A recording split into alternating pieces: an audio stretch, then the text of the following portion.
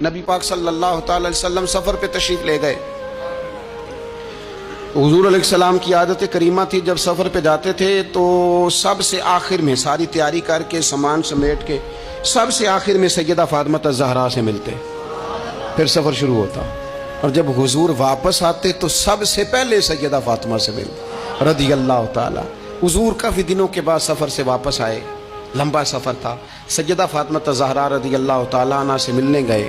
نبی پاک صلی اللہ تعالیٰ علیہ وسلم کا چہرہ نور دیکھ کے تو سیدہ فاطمہ تڑپ کے روئیں، رو پڑی۔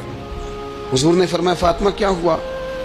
عرض کرنے لگی یا رسول اللہ، تھکاوٹ کے اثرات میں آپ کے چہرے پہ دیکھ رہی، اور حضور کپڑے یوں لگتا ہے بڑے پرانے پہنے ہوئے ہیں آپ نے، حضور اتنی مشقت کیوں کرتے ہیں آپ، اتنی محنت، اتنی جدوجہد؟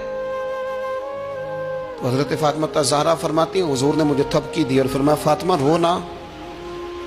اور یہاں وہ بعض لوگ ہوتے ہیں نا، جو ہم نے دیکھا ہے ہمارے ہاں اس طرح ہوتا ہے کہ وہ کوئی اس طرح کی بات کرے تو وہ زیادہ رونے لگ جاتے ہیں، کیا کریں، بڑے مسائل ہیں، بڑی مشقت ہے، کرنا پڑتا ہے، لوگ اور زیادہ۔ لیکن نبی پاک علیہ السلام نے سوچوں کو نیا زاویہ دیا، خیالات کو نیا رخ دیا، اس بات کو ایک نیا انداز سوچنے کا فراہم کیا۔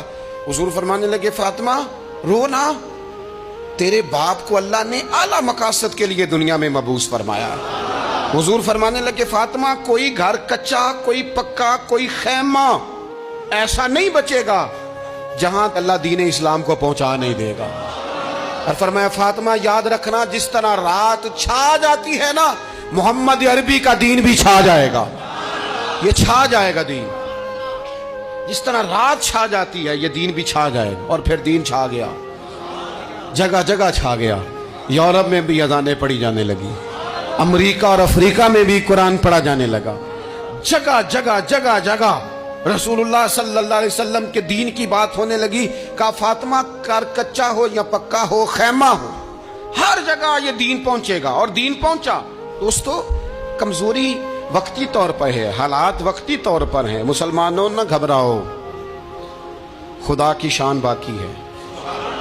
یہ دین فطرت ہے، یہ دین اپنی حقانیت کی وجہ سے پھیل رہا ہے، کسی کا محتاج نہ یہ کسی کے زور لگانے۔ مسلمانوں نہ گھبراؤ، خدا کی شان باقی ہے، ابھی اسلام زندہ ہے، ابھی قرآن باقی ہے۔ یہ کافر کیا سمجھتے ہیں جو ہم سے روز الجھتے ہیں، ابھی تو کربلا کا آخری میدان باقی ہے، ابھی تو آخری میدان لگے گا میدان کربلا میں، اور فکر حسینی کے علمبردار میدان میں نکلیں گے، یزیدی سوچوں سے ٹکرائیں گے، اور بڑے سینے تیار ہیں جو اس کے لیے پوری جدوجہد کریں گے۔ ابھی تو کربلا کا آخری میدان باقی ہے۔ اپنی زندگی کے اندر قوت